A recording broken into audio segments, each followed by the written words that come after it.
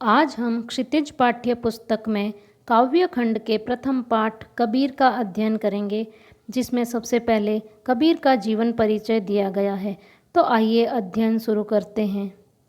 कबीर के जन्म और मृत्यु के बारे में अनेक किंवदंतियाँ प्रचलित है। किंवदंतियाँ शब्द का अर्थ होता है लोगों के द्वारा कही हुई बातें। कहा जाता है कि सन 1398 में काशी में उनका जन्म हुआ और सन 1518 के आसपास मगहर में देहांत हो गया। कबीर ने विधिवत शिक्षा नहीं पाई थी, परंतु सत्संग, पर्यटन और अनुभव से उन्होंने ज्ञान प्राप्त किया था। कहने का अर्थ यह है कि कबीर ने विधिवत शिक्षा प्राप्त नहीं की थी, लेकिन वो जहाँ जहाँ गए वहाँ से उन्होंने बहुत अनुभव प्राप्त किया और उन्होंने ज्ञान प्राप्त किया। भक्तिकालीन निर्गुण संत कबीर जो थे वो निर्गुण संत थे, निर्गुण भक्ति धारा के कवि थे।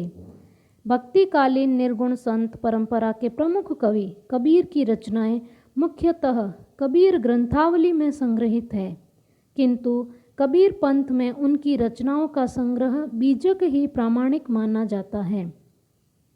कुछ रचनाएं गुरु ग्रंथ साहब में भी संकलित है। कबीर अत्यंत उदार, निर्भय और सद्गृहस्थ संत थे। राम और रहीम की एकता में विश्वास रखने वाले कबीर ने ईश्वर के नाम पर चलने वाले हर तरह के पाखंड, भेदभाव और कर्मकांड का खंडन किया है। कबीर जो थे वह अलग अलग धर्मों को नहीं मानते थे। उनका मानना था कि ईश्वर एक ही है, राम और रहीम एक ही है, और ईश्वर के नाम पर जो समाज में पाखंड, भेदभाव व्याप्त था उन सब का वो खंडन करते थे, विरोध करते थे। उन्होंने अपने काव्य में धार्मिक और सामाजिक भेदभाव से मुक्त मनुष्य की कल्पना की। ईश्वर प्रेम, ज्ञान तथा वैराग्य, गुरु भक्ति, सत्संग और साधु महिमा के साथ आत्मबोध और जगत बोध की अभिव्यक्ति उनके काव्य में हुई है। कबीर की भाषा की सहजता ही उनकी काव्यात्मकता की शक्ति है।